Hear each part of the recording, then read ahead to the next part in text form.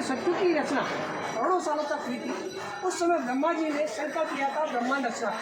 तब उन्होंने ब्रह्मलोक से कमल का फूल गिराया था, जो आकर के यहाँ गिरा मरुभूमि रेगिस्तान को बोला गया संस्कृत में। फूल के गिरने से 7 पाता छेद होकर जल निकला, तो जल रूप में भगवान ब्रह्मा ने अपना जगह बनाया था। तब भगवान ब्रह्मा ने सोचा मैंने जगह तो बनाया, जब तक इसका शुद्धि नहीं होगा, इसका नामकरण नहीं होगा, जगह का होना ही व्यर्थ है। इसके लिए उन्होंने 2 प्रावधान बनाए, जिनके बिना घर में कोई शुभ कार्य संभव नहीं हो पाएंगे। आज भी घर में कोई शुभ कार्य संभव नहीं हो पाते हैं शुभ मुहूर्त और पत्नी के बिना। घर में कोई भी मांगलिक कार्य करते हैं आप लोग, तो घर में शुभ मुहूर्त पहले देखते हैं, दूसरा घर में स्त्री देखते हैं। बिना किसी स्त्री के मांगलिक संपन्न कार्य नहीं होते। इसमें हवन है, सबसे महत्वपूर्ण कार्य वही माना जाता है। यह प्रावधानिक चयनित करके भगवान ब्रह्मा जी ने इस जगह का मुहूर्त निकालने के लिए स्वयं अपनी पत्नी सावित्री को याद किया। जब 7 पाता छेद होकर जल निकला, तो जल रूप में सावित्री देवी ने पहले जल का नामकरण कराया।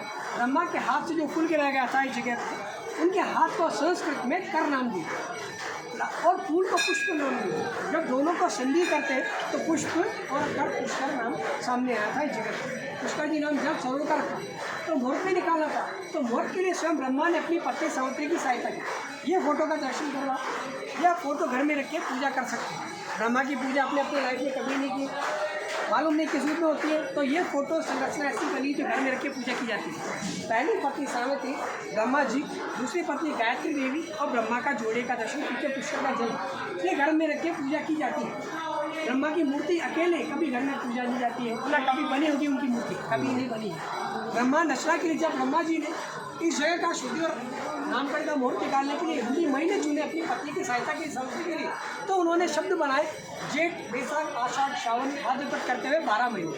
अब आपको पूछा जाए हिंदी महीने किसने बनाए, तो मालूम नहीं है किसने बनाए। ये पद्म पुराण का जानकारी, ये हिंदी महीने स्वयं ब्रह्मा ने बनाए अपने मुख के बाद सत्युग में।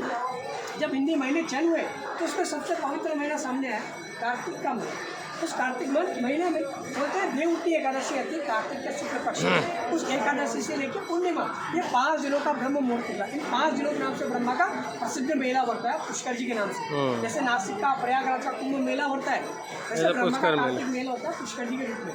5 दिनों का ब्रह्म मुहूर्त होगा। 5 दिनों में स्वयं ब्रह्मा ने अपनी पत्नी सावित्री को और पुत्री सरस्वती को 16 श्रृंगार सज्जा के तैयार होने के लिए पहाड़ी पे भेजा। बोले पहाड़ी पे जाके तैयार होके आइए और मेरे साथ बैठ के या हवन और यज्ञ करिए। अब यज्ञ में पत्नी की आवश्यकता अनिवार्य मानी जाती है, तो 5 दिनों का मुहूर्त के लिए स्वयं सावित्री पहाड़ी पे चले गई। उनका समय बीत गया, आने में 4 दिन निकल गए। जब ब्रह्मा जी ने अपनी पत्नी को नहीं आते देखा तो गुस्सा करने लगे कि उनकी पत्नी क्यों नहीं आ रही है। जब भी पत्नी समय गंवाती है घर में गृहस्थी में तैयार होने में कहीं जाने में, तो पति गुस्सा करते हैं ना, आप लोगों ने भी किया होगा कभी अपनी पत्नी को गुस्सा। तो जब उन्होंने नहीं आते देखा, ब्रह्मा जी ने क्रोधित हुए, तो उन्हें बुलाने के लिए उन्होंने सबसे बड़े पुत्र नारद को भेजा। ब्रह्मा के मानस पुत्र थे नारद मुनि। उनके 2 कार्य थे। पहला कार्य संदेश, दूसरा कार्य था चुगली करना, झगड़ा करवाना परिवार में। नारायण के सभी में झगड़ा करवाने का कार्य करते। उन्हें कार्य सौंपा गया ब्रह्मा के द्वारा, जाओ अपनी माता को बुला के लाओ। नारद ने जाते जाते सोच लिया कि मैंने सभी देवताओं में झगड़े करवाए हैं, लड़ियाँ करवाई हैं, लेकिन कभी अपने माता और पिता में कोई ऐसा पकड़े, ऐसा कारण तो कराए कि उनके बीच कभी लड़ी हो, झगड़ा।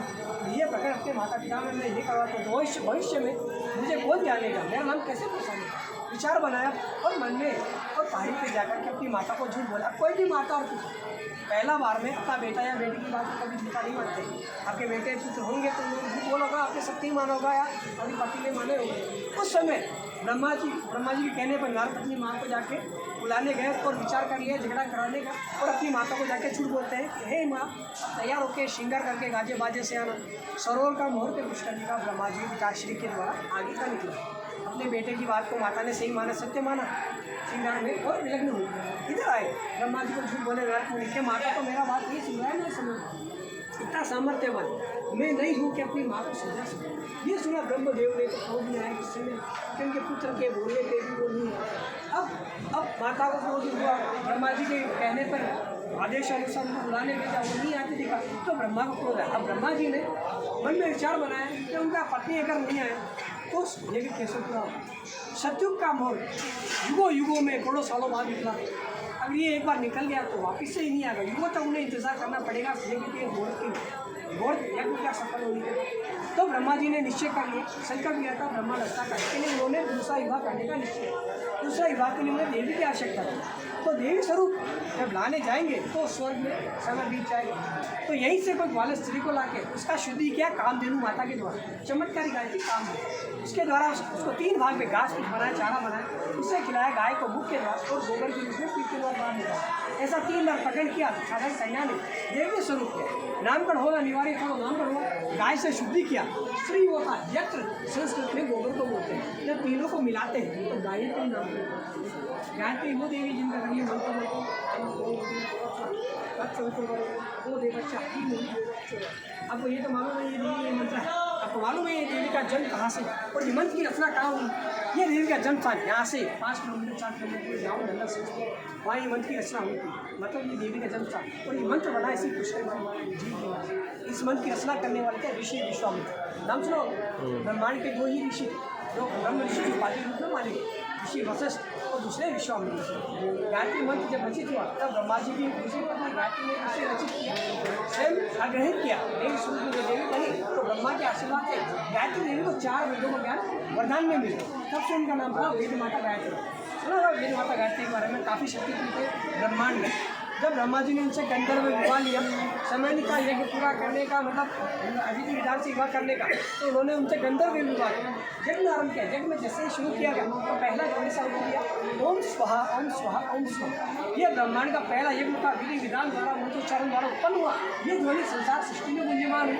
ये ध्वनि ब्रह्मा का पहला पति सौंत जो पहाड़ी पे श्रृंगार के लिए गया था उसके कानून में ये सुना सावित्री देवी ने तो मन में विचार लिया, क्रोध की भावना लाया, जलन का भावना लाया कि घर में कोई भी शुभ कार्य होता है बिना पति और शुभ और के नहीं होता।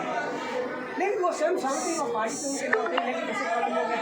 कहीं भगवान ब्रह्मा ने अपने दूसरा विवाह तो नहीं कर लिया, किसी और पराय स्त्री ने उनका जगह उनका स्थान कर लिया। जब भी कोई स्त्री क्रोध में आती है, घर से जीवन वाली वो किसी की बात नहीं सुनती है, क्रोध वश में आती है। तो ब्रह्मा जी को जब सावित्री देवी को लगा ब्रह्मा जी ने दूसरा विवाह किया, दूसरी स्त्री को उनका स्थान दिया, तो क्रोध वश में यहाँ आए और यहाँ आके देखा तो अपने स्थान पर प्रत्यक्ष में दूसरी प्राय स्त्री को देखे, गायत्री को देखे क्रोधित हुई। क्रोध में माता ने बिना कुछ सोचे, बिना किसी देवी देवता का आदर्श ब्रह्मा का जन्म रोका। पहला श्राप ब्रह्मा को दिया, हे ब्रह्मा जी, जिस ग्रस्त जीवन का आपने अपमान किया है, पहला पत्नी के जो विनाश का उन्होंने आपने दूसरा विवाह किया तो किया, लेकिन मेरा जीवन में स्तर अपने प्राय स्त्री को देखिए, मेरी ग्रस्त जीवन का अपमान किया, मेरा अपमान किया। तो जाइए ब्रह्मदेव, मैं आपको श्राप देती हूँ, जब तो संसार रहेगा, सृष्टि रहेगा, मनुष्य जीवन रहेगा, किसी भी ग्रस्त जीवन या ब्रह्मा जी आपका मान नहीं होगा, सम्मान नहीं होगा। उस श्राप के बाद में आज भी अपने घर में गृहस्थी जीवन में ब्रह्मा जी का मान सम्मान नहीं होता है। आपने देखे ब्रह्मांड के 4 युग, सतयुग, त्रेता, द्वापर तो नहीं देखे, लेकिन कलयुग तो देखा ही आपने। तो इन 4 युगों में किसी भी घर के मंदिर में ब्रह्मा का मूर्ति नहीं पूजा जाता है और न कभी पूजा जाएगा। ये श्राप ब्रह्मा की पत्नी सावित्री के द्वारा लगा और जब माता ने श्राप दिया तो और क्रोध की भावना से और कुछ अनिष्ठा हो जाए तो जाने लगा। तब ब्रह्मा जी ने और सभी देवी देवताओं ने उनका रास्ता रोका, उन्हें क्षमा याचना की, उनकी फूल कबाब से लेकर आया गया। देवी इतना बड़ा श्राप, इतना बड़ा कर्म आपने कैसे कर दिया बिना कारण जाने, बिना किसी गलती देखे। तब देवी ने अपनी भूल का बात स्वीकारा और देवी ने अपनी दिव्य दृष्टि जागृत और देखा ये जो भी तक हुआ प्रकरण ये चला, उनके बेटे नारद मुनि के कारण चला। उन्हीं ने इतना बड़ा प्रकरण कराया तो उन्होंने अपने नारद को बुलाया, पास में खड़े थे, बुलाने को टाइम नहीं था, उन्हें बुलाया और उन्हें एक सबसे बड़ा श्राप दिया। जिस प्रकार उन्होंने सभी देवी देवताओं में खड़े करवाए, उन्होंने अपने माता पिता, अपने परिवार को छोड़ा, अपने गृहस्थी जीवन में कलेश कराया, झगड़ा कराया, तो जाओ नारद, मैं आपको इसी तरह का श्राप देती हूँ, जब तक ब्रह्मांड सृष्टि मनुष्य जीवन रहेगा उसी समय तक, जब तक आप हर गृहस्थी जीवन में ऐसे विद्यमान रहेंगे, जो कार्य जो प्रकरण अपने माता पिता में कराया वो हर परिवार में करवाते रहेंगे। उस श्राप के बाद में नारद मुनि आज भी अपने घर गृहस्थी में माने जाते हैं, सतयुग से लेकर कलयुग तक माने जाते हैं। 4 युगों में गृहस्थी जीवन के 4 सबसे छोटे सदस्य फैमिली के होते हैं 4 मेंबर और बड़ी के होते हैं 10 मेंबर। तो 10 वाली में 2 नारद होते हैं, छोटी वाली में 1 ही होता है। बोलते हैं घर में कोई स्त्री को एक पुरुष ऐसा होता है घर का, तो घर की इधर की बात उधर करता है, चुप नहीं करता, घर में फुलाने का काम करता है। तो ऐसे घर में एक बोला तो कोई तो दिमाग में नाम आया होगा आपको, घर में दुनिया का घर में कोई एक नारद पक्षी होता है। ये श्राप लेके माता जाने लगा, स्वयं ब्रह्मा सभी देवताओं ने माता देवी सावित्री का रास्ता रोका, उन्हें क्षमा याचना के देवी अब अपना कारण जान लिया आपने तो अपना श्राप और शब्द लौटा लीजिए। देवी ने बोला मुँह से निकला शब्द, मुँह से निकला श्राप, कभी लौट के नहीं तो दिया हुआ श्राप लौटा नहीं सकती। लेकिन एक वरदान देती हूँ, जिस जल पुष्कर के लिए आप यज्ञ कर रहे हैं, गृहस्थी जीवन से जब भी कोई आएगा इससे जल में ब्रह्मा का दर्शन करेगा, एक प्रसाद अर्पित करेगा, अपना यात्रा पूरा कर लेगा। जब कभी कलयुग में मंदिर मूर्ति बनेगा उसका पूजा सन्यासी के द्वारा होगा, इसलिए मंदिर मूर्ति पूजन के लिए सन्यासियों को मिली। आज भी कलयुग में मंदिर मूर्ति बना सन्यासियों के द्वारा आदिगुरु शंकराचार्य जी 17वीं शताब्दी में वो मंदिर मूर्ति बनाया। मंदिर का केवल 2 अवस्था के मस्तक दर्शन किया जाता है। मंदिर नहीं करके जाएंगे तो भी चल जाएगा, लेकिन पुष्कर आने के बाद आपने ब्रह्मा का सरोवर नहीं किया, दर्शन नहीं किया, तो आपका यहाँ आना बैठ आपका यहाँ पर समर्पण नहीं माना जाता। उस समय ये वरदान करके माता सावित्री पहाड़ी पे चला गया ब्रह्मा के पास, करती ब्रह्मा के पास। तब भगवान ब्रह्मा जी और गायत्री जी ने अपना यज्ञ समर्पित किया, जिस संकल्प दिया था भगवान रक्षा का वो समर्पित करके यज्ञ का वेदी का सदुपयोग किया और वरदान उत्पन्न किए। ब्रह्मा को जो मिला उन्होंने सृष्टि का निर्माण किया, लेकिन उनका दूसरा पत्नी गायत्री जी ने ब्रह्मा के लिए 3 वरदान बनाए। पहला वरदान, कोई भी परिवार से, चाहे वो अकेला, चाहे वो जोड़े से, चाहे वो फैमिली से, जब भी मुश्किल के काम आएगा तो अपने परिवार के लिए, अपने घर के सुख शांति समृद्धि का मनोकामना रूप में इच्छा चढ़ाएगा। उसके नाम, उसके गोत्र के द्वारा ब्राह्मण द्वारा बेटा चढ़ाया जाएगा। रक्ति वाला जीवन वाला ब्राह्मण आएगा, वो आपका प्रचार बेटा चढ़ाएगा। शादी सन्यासी नहीं आएगा, तो नाम गोत्र मनोकामना में बेटे चढ़ाया जाता है। या पुष्कर के घाट बोलते हैं मनोकामना में धन, व्यापार, बिजनेस, पुत्र प्राप्ति, कोई भी मनोकामना अपनी मांगी तो जाके किसी भी मंदिर में जाके कहीं पर भी जाके कोई यात्रा का फल आपको मनोकामना मांगने से मिलता है। दूसरा वरदान, पति पत्नी भविष्य में पुष्कर जी के धाम आते तो अखंड स्वर का तिलक लेते हैं। बोलते व्रत पति अपने पति की मंगनी कामना के लिए साल में एक बार तिलक लेती है, तिलक वो लेती है, वो अधूरा होता है। तो पूरा तिलक ब्रह्मांड सृष्टि में यह ब्रह्मा सावित्री घाट पे होता है, जो आप उनके नाम मुझे जाओ होता है। ये तिलक जब भी होता है जब जोड़े से होते हैं, अकेला कोई नहीं ले सकता, ना पति अकेला ले सकता है, ना पति अकेला ले सकता है। तीसरा सबसे बड़ा वरदान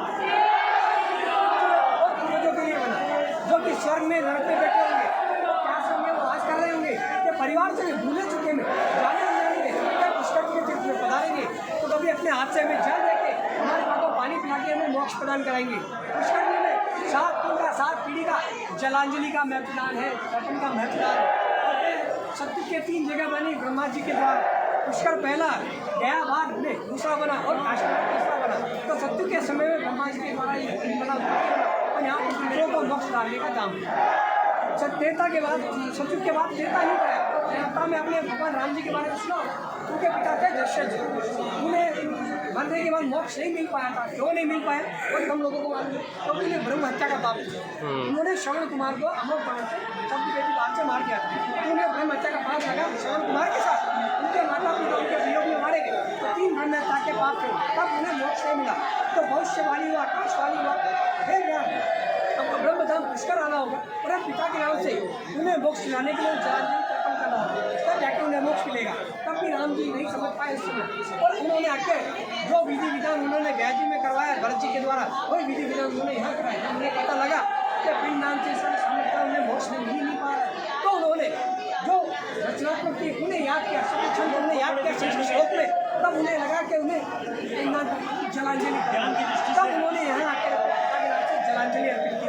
तो पुष्कर जी में आके संपन्न मानी गई। 7 कुल में पितरों के द्वारा जलांजलि मानी जाती है। भूले चुके, जल में डूबा हुआ, आग से डूबा हुआ, इनका मोक्ष नहीं मिलता। या उन्हें जल देने मात्र से न मुक्ति मिलती है।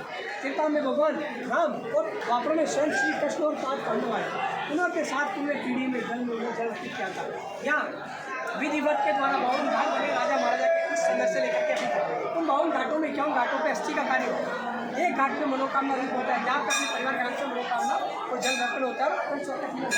तो आप जैसे आए हैं वो अनुभव यहाँ प्रसाद चढ़ाने, तो ब्रह्मा के नाम से ही बैठ के प्रसाद चढ़ेगा। राजा हो या अमीर हो या गरीब हो, प्रधानमंत्री हो, उसके लिए ब्रह्म पेड़ी का ही मान है। वही ब्रह्म पेड़ी पर बैठ के प्रसाद चढ़ाने का भाव है। 21 रुपये का थाली मिलता है आपको अपने परिवार के नाम से बैठ के चढ़ाने के लिए। ब्राह्मण आएगा, दर्शन यहाँ के बाद ही हो। पहले अगर दर्शन कराता तो मैं आपको करवा के लाता, क्योंकि यात्रा नहीं होती है। 9 बजे का समय है मंदिर, पहले सुन लीजिए भैया। उस समय जब ब्रह्मा जी के नाम में या ब्रह्मा के नाम से कृष्ण का प्रसाद बना, मनोकामना अखंड स्वर्ग तिलक, पितरों को जल दान, अखंड स्वर्ग आपका नहीं होगा कि आपकी पत्नी है साथ में नहीं, तो अखंड स्वर्ग आपने पत्नी के साथ रहे, तब यहाँ बैठ के अभी आपका 2 तरह का प्रसाद हो गया। 10 मिनट का समय में ब्राह्मण जो आएगा वो आपको आपका नाम, आपका मनोकामना जलदान कराएगा। इसमें 7 कुल पीढ़ी के बाद ब्रह्मा जी का भोग करवाएगा। ब्रह्मा जी के नाम से हजारों मंदिर बने, किसी भी मंदिर में कर्पूर दान दक्षिणा नहीं, एकमात्र ब्रह्मा का भंडारा बना है, इस संकल्प द्वारा भोग लगाया जाता है, चाहे अपने पितरों के लिए, चाहे मनोकामना के लिए। जो दान का राशि ब्रह्मा के 4 मुख के द्वारा चयन किया है, संकल्प द्वारा भोग लगाने का कार्य शुरू किया। तो 4 का दान में एक दान, जैसा भगवान ने आपको समर्थ दिया देने वाला, जैसा आपका ठाकुर जी ने आपको बनाया समर्थ है, ऐसा एक दान गवर्नमेंट की व्यवस्था ने दिया है, जहाँ से आजीवन नाम चलने के लिए आपको सेम मिलता है। आपका परिवार का, पितरों का, पूर्वजों का, वंशों का, पूर्वजों का युगों तक नाम चलता है। चाहे जो आपको फोटो प्रसाद मिलता है भोग के रूप में, जो आपके परिवार के लिए होता है, आपके स्वयं के लिए होता है। यहाँ का जानकारी बोले पुष्कर जी महाराज की, ब्रह्मा जी महाराज की।